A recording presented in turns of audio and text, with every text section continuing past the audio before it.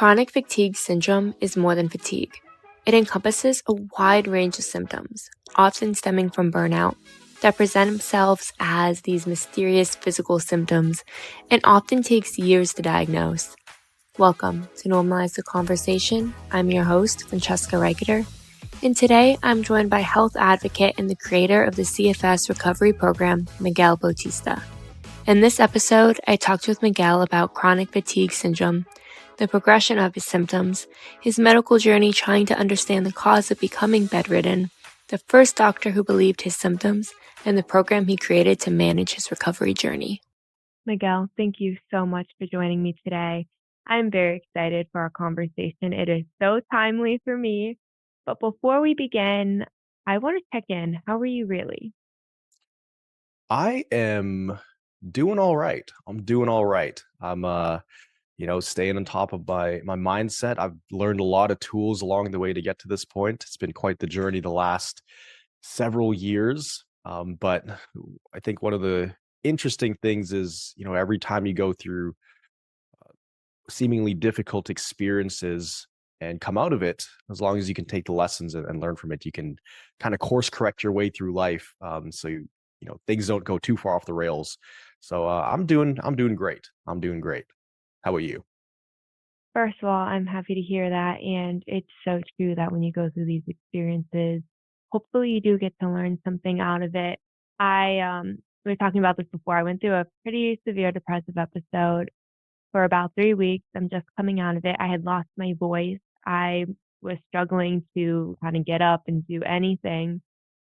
And now I'm finally up. And through this experience, I learned that when my brain gets really dark, writing it's really bad poetry, but writing some poetry and getting that darkness on paper and kind of getting it out of my head and ending them with some kind of hope has really been helping me rewrite those messages and start to just take that darkness out so that I can get up, because I am not the Mhm. person who can't get up. But for 3 weeks, it was, if I spent like 4 hours out of bed, it was amazing.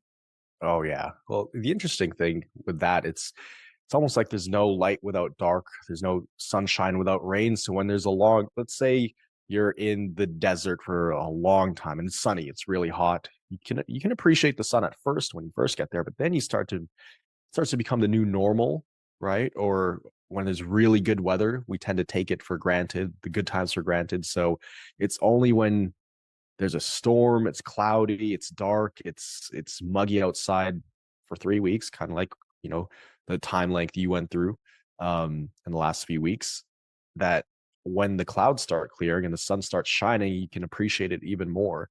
That's what I found, that contrast between the good times and the bad times.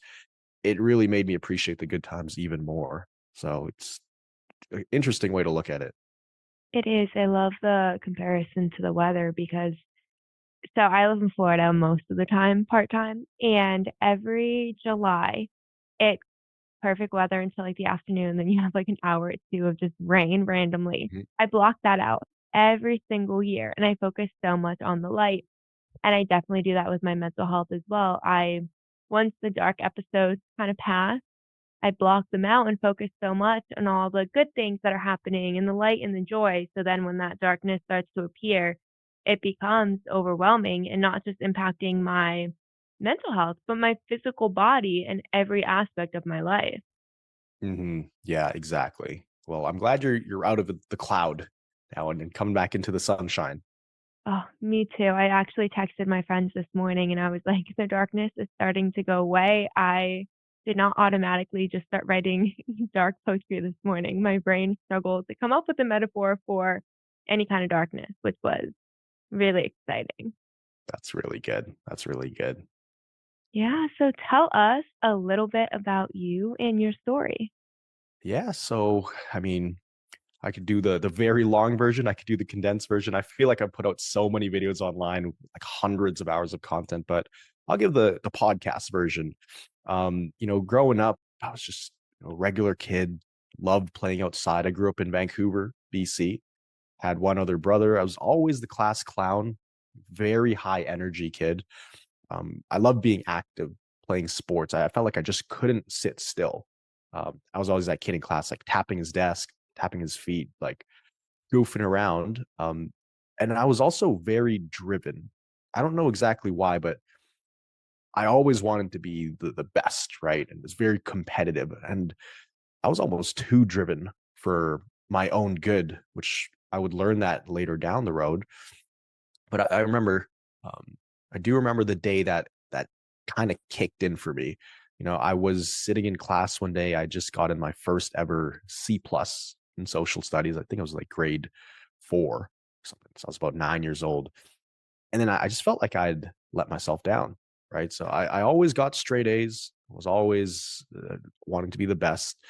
So I was like, how did I let this one grade slip up? Right. I was better than that. That's what I told myself at 9 years old. So I made a pact with myself that I don't want to feel this disappointment again. Right. So I became this person for the next whatever 10 years that I will do whatever it takes to quote unquote succeed, which is an interesting topic in and of itself, success. But fast forward several years and this drive inside it led to a lot of really good things in my life. I was a wrestling team captain, football team captain. I was a leader in a lot of the things I did. At 22 years old, like I started a pretty early career. I'm not 22 years old. I was 18, 18 and 19. I was one of the top selling trainers in the company, right? I was a personal trainer. There were over 300 trainers. So I went from like the worst trainer in the company, and I was like, this is unacceptable. Studied every single day, was in the gym like 12 hours a day, mastering the craft of building a clientele. Um, well, yeah, I made my way to the top of the company within a year. And then I was driving a nice car, making decent money. But my physical body and just my mental health, it was coming at a cost to that. So it just could not keep up with the demand I was placing on my body. And when it came to health, I just fell into such a deep hole. It was so deep, I never thought I'd escape. Like I'd find myself going to the emergency room because my legs just wouldn't work, or I'd have migraines, or I couldn't breathe, or my heart rate would just jump to 170 and stay there for like 30 minutes. Thought I was having a heart attack. So eventually, from 19 to about 23, 23 and a half, my health completely declined. In and out of the hospital, bedridden for months at a time. But at my worst, I was 23 years old. I was lying in that hospital bed actually for 2 months. I did a 2 month stint in the hospital. I was all alone, unable to even sit up. And, people beside me were being told they had 4 months to live. They're getting out of surgery, saying being told they have brain tumors and stuff. And I just thought to myself, how did I end up in such a dark place? Like, how did I even get here? I had good intentions for my life. I just wanted to get the most out of life, to maximize my potential. But I literally burned myself out so bad that I couldn't even feed myself. I was getting spoon fed for about 8 months leading up to that. So I thought to myself, I'm in so deep of a hole, I don't know if I'm ever going to be able to get out. So I felt like I'd sunk too deep into quicksand that it was impossible to escape. So maybe like you or many of the viewers watching this or listening to this right now, I felt super trapped. And like a lot of people, I told myself things like, no matter what I do, no matter what I try, I'm just not getting better. Or for me, every time I try to do activities, I've just felt a flare up of symptoms. Just like 40 or 50 symptoms would just rush over me like a wave. I told myself, I've tried everything. I don't think it's even possible to get better. I'm stuck at home. I'm missing out on life while everybody else is having fun. Or I felt like I was going crazy. And I think that's what a lot of people feel like. You feel like you're the only one in the world going through some of this sometimes, right? We were talking about it earlier. And you have a lot of time to sit there and think with yourself, with your own mind. And when you're in a dark place, that can start to snowball, and it can really feel like you are going crazy. So, you know, we can feel like we're going crazy. Some other people might even tell us we're going crazy, right? Even some doctors, you go in there and they just say, yeah, no, you're completely fine. Just go do this and that. You should go back to normal. But we're not crazy. I'm here to tell people they're not crazy, and what they're going through is real. As it can be very physical too. It's not just all in your head. So yeah, that's a little bit of my story. You know, it was an interesting journey from about 19 to 23 and a half. It was a lot of ups and downs, a lot of hospital visits, lots of weeks and months staring at a ceiling because I just couldn't move in bed. Um, but yeah, that's a little bit about my background. Thank you so much for sharing. I had a very, very similar situation when I was in third grade and I failed a vocabulary test and my parents were like, "You can't fail," the usual things a parent would say to you. And I became absolutely terrified of not being perfect. And it would get to the point where my mom would have to pick me up from school like once a week to take me to the hospital because I was convinced I was having a heart attack. Hmm. And they were like, "You're fine." No one really talked to me about anxiety or the pressure and stress that I was putting on myself. And as I got older, I tried to do more because I always had to be perfect and I had to be better than everyone else. I told myself that I had to do college very quickly. So I did undergrad in 2.5 years, trying to prove that I'm better than everyone, but never taking care of myself and getting increasingly, increasingly burnout. And recently I experienced these new symptoms that have kind of been growing over the years where my legs would just go numb and give out on me. And got every test run, and they're like, "It's not, you're dramatic." Everyone's legs fall asleep. And I was like, I could be walking, I could be running, I could be sitting, standing, laying down. It didn't matter what I was doing. And I didn't realize that it was connected to stress until my mom said it to me. But I would just, when things felt overwhelming and I felt like I wasn't going to be perfect or something was going to be wrong, my legs would give out and my heart rate got really fast and I was losing a bunch of weight because my heart rate couldn't calm down. Yeah. And everyone's like, "You're just being dramatic." And it took a very long time to find someone who kind of believed me enough to start finding some tools that could help. But it was all these physical symptoms manifesting from what was happening inside with my mental health, and no one was talking about it. So, like you said, it's so easy to feel so alone in it when you're going through it and everyone's like, "You're crazy, you're dramatic." It's like, I'm not. I swear this is happening to me. Please just listen to me and help me figure out what I can do because it's scary when suddenly you can't walk. Oh yeah. Oh yeah. And what I've had so many people tell me that, oh, you're being dramatic. You're just depressed. You're just anxious. And in my mind, like I just stopped explaining it to people, but in my mind, I'm like, yeah, you're damn right. Stressed out. I am super depressed because, if you were living your life and you were able to be an athlete, you could run around, you could do all these things and just enjoy life, right? And that was taken away from you and you're sitting in a dark room staring at the ceiling, you couldn't walk, you couldn't move, you'd be depressed too. So depression, I feel like for me, that was the secondary thing bec- due to the symptoms. So the root cause of all this stuff, it was just my nervous system was so hypersensitive. Even turning the lights on sometimes, like my grandma would come in the room when I was bedridden. She turned the lights on to bring me food, and even the lights would give me a 2-day migraine. So I had to wear a blindfold most of the day. I had to wear earplugs. She had to like kind of be on her tippy toes walking around because even closing the door, the sound of the door clicking would give me just crazy burning pains in my body. It was crazy. So, when people say, "Oh, you were just depressed. You were just anxious. You were overthinking it." I'm like, "Yeah, I was." It got to that point where I felt like I was going crazy, but tell me who wouldn't do that? Who wouldn't feel that? But that wasn't the trigger for all of this because I was perfectly happy before. I was fine. I did have some I feel like I did have a lot of health anxiety before, not a lot, but I did have a few instances where I thought I was dying and my mom had to bring me to the hospital. Growing up, I think it was around grade 3 as well. It was around that time I put a lot of that pressure on myself. And yeah, it's interesting you say that too, because like we work with a lot of people all around the world and they say it as well. There were earlier signs of some kind of health anxiety. Usually it's like with the heart rate stuff. You feel like you're having a heart attack or shortness of breath. That one's a scary one, especially when you don't know what's going on. So it becomes a cycle, right? Like you feel the symptoms, then you don't really understand them. So you feel like you're dying, which adds on more stress to your body, which leads to more symptoms.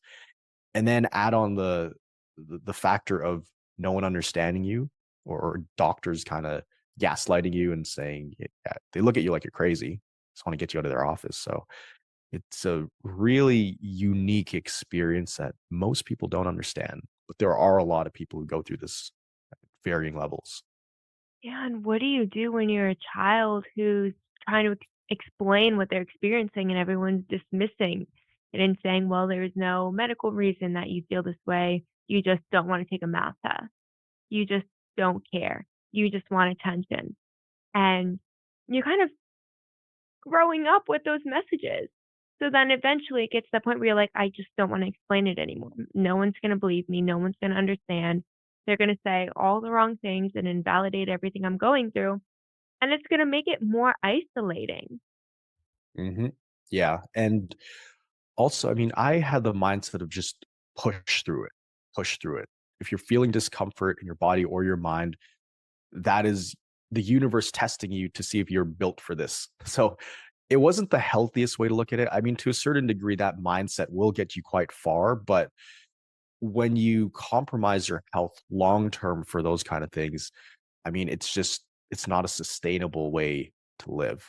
And eventually, I think if you keep ignoring the signs in your body, I mean, symptoms are there because your body's trying to tell you something. So if you just try to push through it, which, the people we work with, they just try to push through. They push through, and then the symptoms start to stack on top of each other. Then it becomes this kind of compound effect of symptoms and stress, and it just snowballs out of control. And then next thing you know, you're on a downward spiral. You're calling in sick to work. You're missing classes. You're having to say no to hangouts with friends, and then you start to really, I guess, drift away from the regular route, the regular life, and you start to feel like an outsider in a way. Yeah. And we live in this like hustle culture of you have to just push through and keep going if you want to be successful. And success looks like being on all the time and production.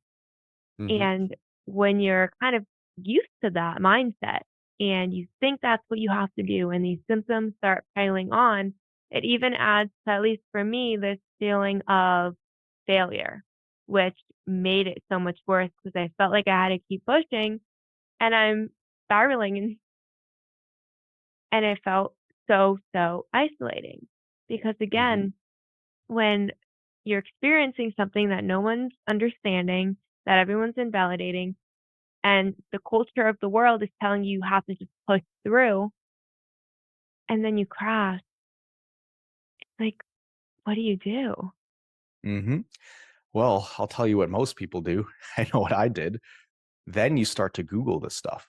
Then you start to Google, why is my heart rate so high? Next thing you know, you potentially have like 20 different diseases. And then you start Googling all your other symptoms. Then you're in the Reddit rabbit holes and the Google rabbit holes. And, I was convinced I had Parkinson's at one point because I was shaking all day. I was convinced I had Alzheimer's because my brain fog was so bad. I was convinced I had um, myocarditis, because all that stuff was happening during the COVID. And my heart rate was just being weird with palpitations and stuff. And yeah, you start Googling it because the doctors aren't really giving you answers. So now you're trying to take things into your own hands. But that in itself, that's a double-edged sword. Google is a super double-edged sword, because if I search up a mosquito bite on Google Images, it'll show me like the worst mosquito bite in history, with like someone's face falling off, which is not always, that's usually not the case, of the worst examples and cases. And that's going to start to get in your mind of like, maybe I have that, maybe I have that. So another thing that adds fuel to the fire and accelerates that downward spiral people are typically on. Yeah. Oh, Google, WebMD, and those Reddit. Dr. Google, No, Dr. Google. it's so hard because you're right. No one's listening to you, and you're like, let me Google these symptoms. And then you're getting all the worst case scenarios. And that's just adding to that stress and that anxiety and that fear and not knowing Hmm. what to do. And again, it's just so, so isolating when you're sitting there convinced you have all these different disorders because no one's listening to you and there's not conversations about this. I see people go on and talk about different mental health conditions and what that experience is like and even the physical symptoms. But outside of a diagnosed condition, I wasn't seeing people talking about just this complete level of burnout to this chronic fatigue. And that became really difficult because I was like, I do have a diagnosable mental health condition. That is not what I am experiencing right now. It is so far beyond that. And it's so much longer than these symptoms should be. Hmm. And no one's talking about it. Google is not talking about it. No, And no. no one's listening to you. It becomes too much. But for you, when did you notice or like recognize that this was not a physical diagnosis? This wasn't Parkinson's. It wasn't Alzheimer's. It was this chronic fatigue. Yeah. So, and even chronic fatigue or CFS, like people can misunderstand it because they think, oh, chronic fatigue syndrome. Oh, I get tired too. I'm tired. And I'm just like, no, you don't understand. Chronic fatigue, that's just one of the 50 symptoms. I actually would argue I had more pain at many points than I had fatigue. I had way more physical symptoms, other physical symptoms in my body than actual fatigue. So I feel like the label doesn't do it justice. But essentially, when I found out that, this was a hypersensitive nervous system issue, was in the hospital at my lowest point. So you got to think, leading up to this point, this is 4.5 years of just going through the trenches, like kind of recovering, thinking I got my life back, returning to work again, starting my clientele from scratch at the gym, and then getting sick again and crashing after 6 months, which is ironic because I was a personal trainer helping people get healthier, but I was completely neglecting my own health, which is, another, like, so not really a surprise, but it's something I blocked out. It was so obvious what was causing it, but I was like, no, no, got to do it. Got to be competitive, got to be the best. So crazy mindset to have.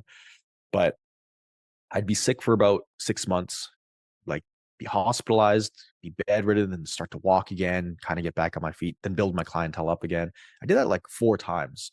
And then the last time I did it, my body just did not bounce back. It just kept getting worse. So it was 8 months at my grandparents' house. Well, 6 months actually.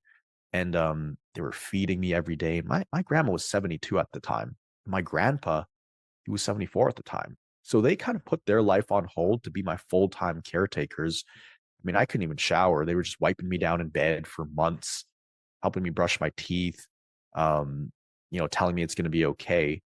And after about 6 months of that, which felt like 6 years, um, I was at my lowest point because what really put me in the hospital, there were a couple things. I was very debilitated. I could barely feed myself. But during that time I was bedridden, was working with a naturopath, like mainly through phone calls, and I'd go in there once every 3 weeks in a wheelchair to get IV treatments. He said, no, we got to detox you. You probably have some mold in your body without any actual tests to prove that. But I was like, I was willing to do whatever it takes. So we started doing a detox on me, and that started really hitting me. A detox is bad enough if you're normal, let alone hypersensitive. And then my grandpa, who was taking care of me all those months, he was like pushing me up the stairs coming back from doctor's appointments, like carrying me to the car, and he was 74. So I felt so bad. I was putting all this strain on him, but he never once complained. He just said, hey, we want to help you get better. But 6 months into this, I could see he was deteriorating. He was getting sicker. He actually, one of the tests I did was a Holter monitor where they test your heart and everything. And he was meant to do that for years, but he never did it. And he said, oh, that's how you do a Holter monitor? That's easy. Let me do it. So that was at the beginning of the 6 months. And gets a call the next day. He was in my room when he got the call. They said, yeah, you're gonna have a stroke any day. Um, you're overdue for a stroke, actually. You're like a walking, ticking time bomb. And he just kind of laughed about it and he said, oh, okay, well, I guess that's that. So for those 6 months, he'd come into my room and he'd go on the computer, he'd just look at all the photos of his family. I could tell he knew this thing was coming. So um we never talked deeply about it, but we both kind of knew the clock is ticking. And every day he'd say, "Hey, when are you going to get better so we could go play golf?" I said, "Soon, soon." 6 months I said that. And then finally the day came where he had that stroke. And that just hit me so hard emotionally. Um, because his last 6 months, his mission in life was to help me get better. So I also felt kind of bad, well, pretty bad. Um, and I hadn't left the house for maybe 3 months at that point, but I ended up going to the hospital in a wheelchair to go visit him, to kind of like say my goodbyes, right? He was unconscious, but my dad said, "Hey, I think you're going to regret it if you don't go." And I was like, you know what? If I die on the way there, I'll die. I don't care. I got to see him after everything he just did for me the last 6 months. So it was crazy. They rolled me up to the emergency room in a wheelchair. My whole family's in the room crying. And then I remember we just had this special connection because we got so close for those 6 months. And then they roll me up to his bed. Like I hold his hand. And then right as I hold his hand, I just feel this crazy energy rush into me. I felt like I was going to explode. And then 10 seconds later, he flatlines and they're like, "Yep, he's gone." But I could almost feel his, like he didn't leave. He wasn't completely gone. He was gone physically, but a part of him stuck with me ever since to this day. It feels like he hasn't left my side. Um, but obviously that was a crazy experience. And I went home that night just completely crashed. Like that took a toll on my body. So, and basically the next week after that, I was pretty much paralyzed in bed. I couldn't even roll over like for about a week, not sleeping. I'd roll over to throw up in a bucket and I just was not digesting things. So eventually went to the hospital. They finally took me seriously and they let me stay overnight to run some tests. And anyways, the next 4 weeks, I was in ICU, intensive care unit, just going through it. And then they couldn't find anything in the scans, right? And they tried every single thing. So at this point, I'm like, I don't know what's going on. Like, I don't know if they're ever going to find something. I could die in this hospital. Like, I don't think I'm ever walking out of here. So that 4 weeks, that was a long 4 weeks. Um, but eventually they said, "We have another doctor here. He's actually a psychiatrist." And they, it's crazy. So they said, "You don't have any more, we don't have any more tests we could run on you for your organs and your physical body. So we have to send you home. There's no more space here in the ICU. You have to go home, or you could volunteer to stay in the psych ward because we have extra beds there. And this is specifically because we don't have any more space for you here. If you want to stay here, you can stay where we have extra beds. You could go home anytime if you want." I said, "Well, I'm not crazy. Like, I'm not going crazy. I don't belong there." They said, "Yeah, we know. That's why you're voluntarily going, because we have extra space there. And you'd be able to work with a psychiatrist every day." So like they gave me this special wristband just to know that I could go home anytime I want. And they wheelchaired me over. I remember I got there within the first 10 minutes, like it was crazy. Just different people there, like walking backwards, like reading a book upside down. And I'm just like, I don't belong here, but I'll give it a try. And my dad was with me, helping me move over there. I was in a wheelchair and he said, "Just give it a day. Like, just try your first day here. Talk to the doctor. If you want to go home, we could go home." I said, "Okay, I don't really have a choice, do I? Because I cannot go home like this. If I go home, I'm going right back to the hole and I'm never getting out of this. So let me just stay here and see what happens." And that's when I met my doctor over those next few days. And I remember they rolled me into his office. It's a glass room, so I could still see everybody else. It's like a conference room in the middle of the place. And he just looked at me and he said, he was so calm, had a smile on his face. And he said, "Miguel, I know what's happening. And actually, in 2, 3 months, you're going to be walking outside like a normal person. You'll have your life back. You're going to be completely normal." And I was like, "What?" I was almost in shock. I couldn't believe it because, first of all, I had seen about 30 to 40 specialists at this point. I tried so many protocols, so many treatments that nothing worked. It actually only got me worse. So I didn't really trust doctors at this point. But this guy looked at me like he was saying, like it was as simple as painting a wall in the house. He's like, "Oh yeah, we'll just do this and this, and you'll be fine." Like I've seen cases like this before. I know exactly what's going on. I was like, "Okay, tell me more. I'm all in." Because at this point, I had come across neuroplasticity and, somatic symptoms, but, I blocked it out. I'm like, no, what I have is physical. But this was a doctor who he had so much confidence that I was like, I think he knows what he's doing. So let me give this a shot. And then over the next 3 weeks, we would meet every day and he'd draw these things on the board with these diagrams of how the nervous system works, how my fight or flight brain is shutting my body down to protect me. And the symptoms are a defense mechanism to protect me from myself going out there and adding more stress. Um, Taught me about the hypersensitive nervous system, taught me about how flare ups work, the different steps to recovering. And I wrote it down every single day. And over those next 3 to 4 weeks, I went from completely in a wheelchair to the next week using a walker to the next week like standing up on my own 2 feet, moving around, feeding myself. And then on the fourth week, it was a day after my 23rd birthday. They're like, "You're ready to go back into the world." And so that's when I came out into the world a different person, and that was pretty much the start of Miguel 2.0, and it's been up ever since. It's absolutely amazing that you were able to finally get that doctor Oh that's yeah. like, "I've seen this before, it's going to get better." And it's like that sense of hope because it sounds like for so long it was like, "Nothing's wrong with you." And Hmm. then finally, a doctor is not only like, "I've seen this before, this is real, but it's gonna get better and it's gonna get better soon," completely shifts the whole story to the sense of this isn't permanent. This isn't just me. I'm not dramatic. I'm not crazy. I'm not alone. And then when it finally starts working, getting to see that this not only wasn't permanent, but you can actually walk again. You can actually move after months and months of being bedridden.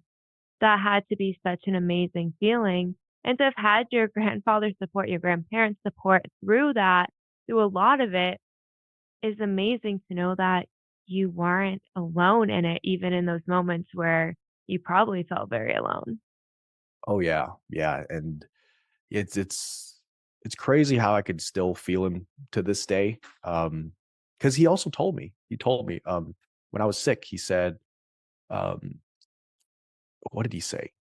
He kept saying, there's gonna be a miracle. There's gonna be a miracle. Like you will walk again. You're gonna get your life back. Little did he know, like in a way, he would kind of be that miracle for me. Because there was some other stuff that happened that day he passed away. I was in deep meditation, and some people won't believe this, but deep meditation. I was like, you know, please, I just want to talk to you one more time. This is after he had passed. This is that same night.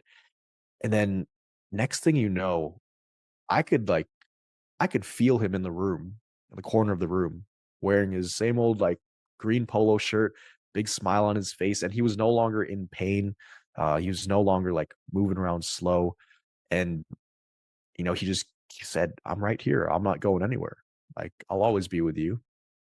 And then I was like bawling my eyes. I'm like, Dad, come here, come here. Lolo's here. Because that's what we call him in the Philippines, the Philippine culture. Lolo's here, Lolo's here. And he was like, "What?" So the lights are all off, and my dad's lying down beside me. I'm bawling my eyes out. So my dad's hugging me. He's on my right. And then I feel my grandpa. I could like see him in my mind, like walk up to the bed. And then he like gives me a hug. And my whole left side gets cold. Right. And I said, "Daddy's right here. I could feel him. Lolo's right here." And then, but you could tell my dad wasn't really believing it. But then my dad just freezes and jaw open, just in shock. And then I was like, "What's happening? What's happening?" He's like, "I just saw Lolo. Like I saw him stand. He's by the door. I saw him right there." Getting goosebumps thinking about it. And like the light was off in the room. the hallway light was on, and like the light was like blacked out. So it's like something was blocking the hallway light from the room. I didn't know what it was, but he was like, he's right there. I saw him. And then we reflected on that like 30 minutes later because we were mind blown. And we're like, okay, if we did both see him and we're both not going crazy, what was he wearing? Like exactly. What color was his shirt? Okay, 3, 2, 1, green shirt. What shirt was it? 3, 2, 1, polo shirt. We both say it. How many buttons did it have at the top? We both said 3 white buttons. And so, yeah, he like ever since that day, I don't think he left. And he also told me, like, because I could feel us having a conversation when he visited me. He said, I'll help you get better. You're going to come out of this in the next few months, but just take care of Lola, which is my grandma. Promise me you're going to take care of her. Don't leave her alone. You need to be there for her. And I said, of course. Like, you both helped me. I'll be there for her. And he said, no, because she's going to need your help. Trust me, you need to help her. I said, okay. And then it's crazy because, I mean, I got out of the hospital, and then 2 months after that, my grandma gets diagnosed with cancer. And, she was bringing me food all these months, massaging my feet, like calming me down. The roles flipped in 3 months, where I was pushing her in a wheelchair to all these chemo appointments, driving her around, helping her with groceries. And it made perfect sense. My grandpa said, take care of Lola. So that was my priority for the next few months, is like taking care of her, keeping her company when he passed away, and bringing her to chemo, helping her prepare meals and stuff. So it's interesting how the things he said kind of came true, but he prepared me for it. He's like, be ready to take care of her. And he emphasized it. It's like, yeah, I definitely will. So it's crazy. It's so amazing that you can actually feel his presence there with you and have that role switch. So it's like my grandmother took care of me, my grandparents were there for me, and now I get to be there for my grandmother.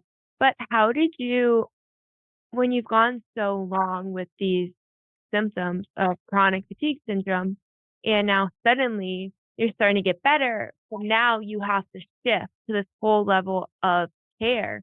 How did you kind of balance caring for yourself during that while also having to completely switch roles? Yeah. So it's interesting because once I learned what was going on, a big part of what keeps these symptoms alive is not knowing what's going on, because then you start to really worry about them. And it's like being stuck in quicksand. So really, looking back, I've had this epiphany, looking back, reviewing how I got better, how I even made it through all that stuff. It comes down to a very simple process. There's dozens and dozens of things you could do to recover. There's tons of treatments out there. Some work, some don't. No matter what kind of treatment plan someone has, this is what I know to be true. What worked for me and what's worked for hundreds of other people that I've helped. There's like 3 different stages, right? And I love that. I'd love to share that with the audience today, and mix in some stories, so they can relate to it. So there's 3 stages. Number one, it's the mind shift. That's when things, you flip this whole thing on its head, and now you're no longer feeling like a victim. Now you know exactly what to do. It's like, okay, I've located the root cause. This is what's causing it. I know what to fix, right? Now we have to fix it. So the mind shift is huge. It's identifying what is the root cause of all of this stuff. Mind shift's number one. Number two is dealing with the symptoms, because even though I got out of the hospital and walked out of there on my own 2 feet, I had symptoms for the next 2.5 years still. I had flare-ups. They didn't just go away overnight. So dealing with symptoms was huge. And number three is building threshold.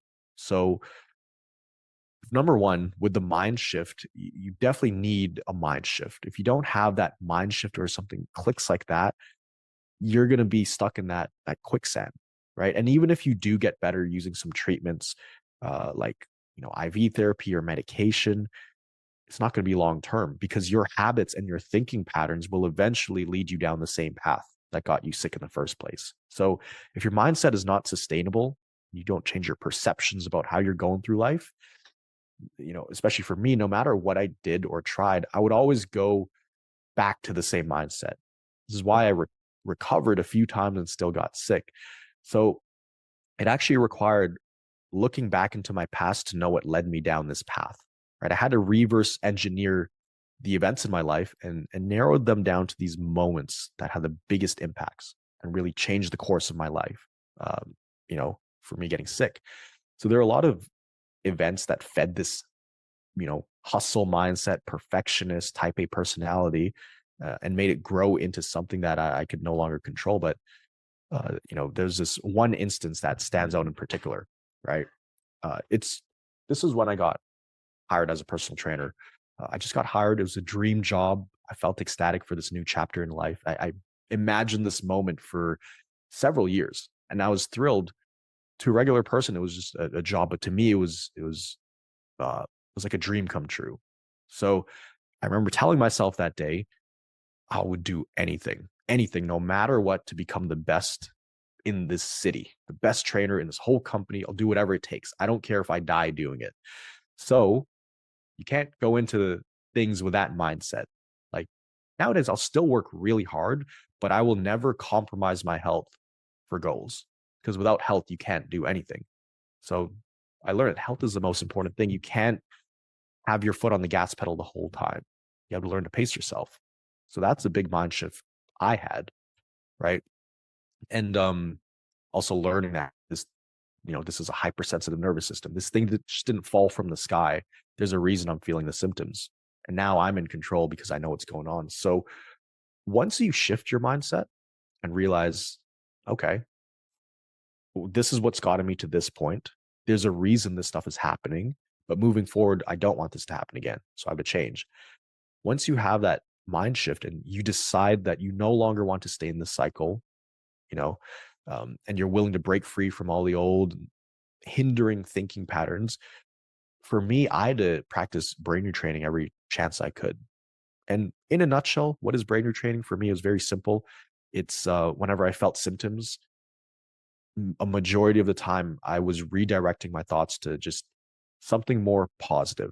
And it could take 2 seconds, right? I had to see every episode of a heart palpitation or shortness of breath or pain in my body as an opportunity to rewire the brain and teach it that I was actually okay and I wasn't dying. You kind of have to gain trust with your body again, because it doesn't trust you at this point, right?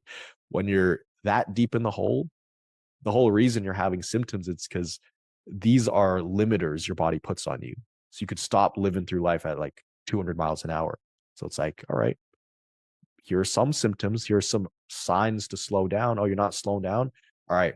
Well, tire goes out, something breaks, and your body, it doesn't speak to you in language, speaks in emotions, and it can have physical symptoms if you're that stressed. But I remember when it comes to dealing with symptoms, when I got out of the hospital, I would spend a lot of time, just sitting outside in the sunshine. I remember I was sitting on a bench overlooking the water one time. This is like a week out of the hospital. I was feeling tons of symptoms just walking 100 meters outside the apartment. And I thought to myself, ooh, you know, this could end bad. If I keep walking, I could end up in the hospital. But I had to immediately catch myself. And I thought to myself, this is an opportunity to rewire my brain. So you have to see these things as opportunities to practice that neuroplasticity. So I no longer felt anger or fear or frustration towards the symptoms. That's what really changed for me. There was no anxiety towards them. In fact, it was the exact opposite. I actually welcomed them and I sought out the symptoms, knowing that the only way to make them go away for good was by feeling them and then redirecting away from them, because I'm training my brain to snap out of that fight or flight state. Um, and there were so many people over the past couple of years. I mean, they went through the same experience I did. Every time a symptom comes up, you start to go on this mental and emotional downward spiral. But, redirecting away from those thoughts doesn't happen overnight, but eventually those symptoms become less and less because you're not fueling the fire with emotion, right? And that's how people go from bedridden to walking again, or not being able to feed themselves in a hospital to being able to travel in 6, 8, 10 months and being able to work again and get their lives back. So dealing with symptoms is absolutely crucial. my doctor told me the golden rule in recovery is responding well to symptoms. If you just do that, you'll recover. Um, at least from this hypersensitive nervous system stuff. So after you have the mind shift and you learn how to deal with symptoms much better, the third part is building threshold. And this is where I was when I was going out into the world, but I was still refining and fine tuning things. And people tend to feel less and less symptoms in the stage because they are much more functional. They're able to focus more on living versus just surviving, right, through the days. They're not homebound or stuck in bed all day staring at a ceiling. So this is where having those good habits, those mental habits of avoiding the downward spiral, that has a massive role at this stage because it's also like a gray area. You're not quite living normally like everybody else, but you're not quite bedridden. You're not quite sick. So you're in between. Um, what we're doing is we're trying to expand that threshold for stress, right? Your body will be able to handle more and more. And eventually you're going to be able to do everything you used to do and much more, actually. So you become more resilient, anti-fragile when you learn how to kind of condition your body, not just your body, but your nervous system. You condition your nervous system and your emotions with any kind of stress. So this stage is actually the longest as well. And there is no set end where the way I see it, it's like there is no finish line for recovery. I actually now don't even use the word recovery. I use optimizing because you're just optimizing your health. Like, what is recovered? Does that mean you can walk 5 miles without feeling any symptoms? Okay. But then what? Do you just stop there at the finish line? I think it's just striving to be the best version of yourself in a sustainable way. But eventually you go from like, oh, I'm recovering, now I'm recovering. It goes from that kind of mindset to that finish line to, this is now a lifestyle of becoming the healthiest version of yourself physically and mentally and emotionally. So nowadays, I have a much higher threshold than I ever had before. I remember this even just a couple months ago. I was sitting at this very desk doing a lot of work. We have like over 13 people on the team now. I'm managing stuff. It's crazy. It's chaos. Tech is falling apart. Websites down. It's chaos. But I remember sitting there thinking to myself, I can't believe I'm able to do this much without feeling any symptoms. It felt amazing, like liberating.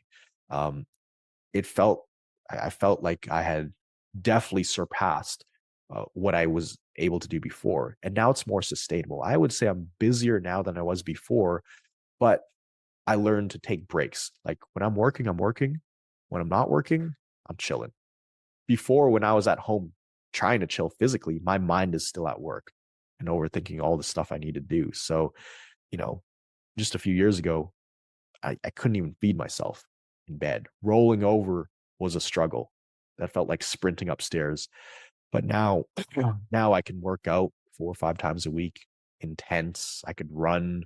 Um, I could go out, be with friends. I was at a rave actually, 2 day rave a couple days ago, jumping up and down, head banging, and it was like the time of my life. And that same rave actually was one of the things that made me bedridden for 8 months before. So this was nice to actually enjoy it this time. So yeah, it's those three things: having the mind shift, dealing with symptoms, and building threshold. But I know that was a really long answer to your question. No, that was such a beautiful answer because it shows how far you've come through it. And I think people hearing those 3 steps, great, but hearing how you actually put them in place and how far you've come because of that is incredible. As we are wrapping up, how can people learn more about your program and get that support from working with you? Yeah. So we have a lot of different platforms. We're on YouTube. So CFS Recovery on YouTube. We have over 1,200 videos. I'm posting like every day on there. Instagram, we post a lot on there. And, I always tell people this that, you know, as long as people have had all their tests and scans done and the doctors can't find anything, they have everything within them to recover from this. I think a lot of people look for some external source, even myself. Like, people look at me and come to me and say, "Hey, Miguel, fix me." I'm like, I can give you the tools. I can show you what to do, but ultimately you have to take 100% responsibility for your situation and your future. So I think in all of our lives, there's times when we can do things on our own for sure. And there's times where we're better off working with other people like yourself or me, or so many people online. Um, People who have walked down that path and experienced those hardships and come out of it successful. So I would suggest to people, first of all, don't do this by yourself. Listen to podcasts like this, tap into positive content. Don't go down the Google rabbit hole. It doesn't end well. There's lots of really great people out there who can give you guidance, right? You don't have to work with me, but we do have the resources there all for free online. And if you want extra help, we're here to help you.